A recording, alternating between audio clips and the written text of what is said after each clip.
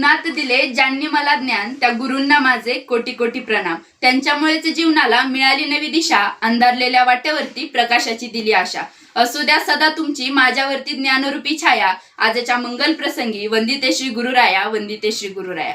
सर्वप्रथम सर्वांना माझा नमस्कार। मी कुमारी शुभांगी संतोष कोंडलकर, इयत्ता 11वीची विद्यार्थिनी, तालुका करमाळा, जिल्हा सोलापूर। सिनास्टार द्वारे आयोजित ऑनलाईन वक्तृत्व स्पर्धा 2026 मध्ये विषय मांडते माझे आवडते शिक्षक।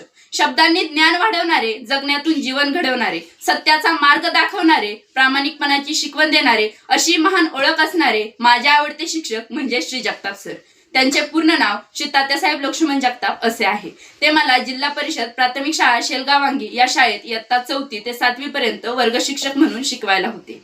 मित्रांनो, जिल्हा परिषद शाळा असल्यामुळे सर्व विषय एकच शिक्षक शिकवायचे, परंतु गणित विषय म्हणजे सरांचा व आम्हा विद्यार्थ्यांचा आवडीचा विषय। त्याचं कारण असं की सर्वांना अवघड जाणारा गणित विषय सर वेगवेगळ्या ट्रिक्स वेगवेगळ्या पद्धतीने समजावून सांगून आम्हाला लगेच सोडवून द्यायचे। मित्रांनो, मला त्यांची समजावून सांगून, प्रेमाने समजावून सांगून शिकवण्याची पद्धत फार आवडायची।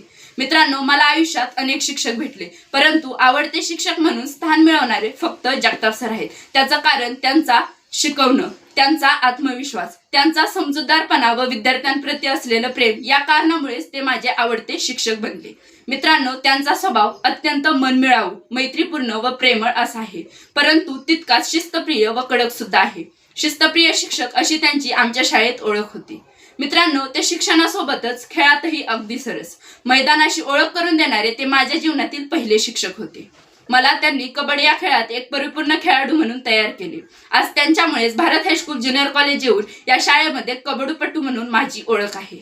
मित्रांनो, जाता जाता एक छोटासा प्रसंग सांगते। मी लहान असताना मॅडम मला भाषण लिहून देऊन पाठ करून घेत असे, परंतु मी जेव्हा सरांकडे भाषण लिहून घेण्यासाठी गेले तेव्हा सरांनी बोललेले शब्द आजही मला आठवतात। सर मला म्हणाले की शुभांगी, आज जर मी तुला भाषण लिहून दिलं तर ते पाठ करून तू उद्या नक्की बोलशील, परंतु भविष्यात जर तुला भाषण लिहून देण्यासाठी कोणीच नसेल तेव्हा तू काय करशील। त्यावर सर लगेच म्हणाले की तू स्वतः भाषण लिह, स्वतःवरती विश्वास ठेव, भविष्यात तुला पराभवाची भीती कधीच वाटणार नाही। आणि तेव्हापासून सरांकडून मिळालेली ही प्रेरणा आजपर्यंत जिवंत आहे आणि कायम राहणार।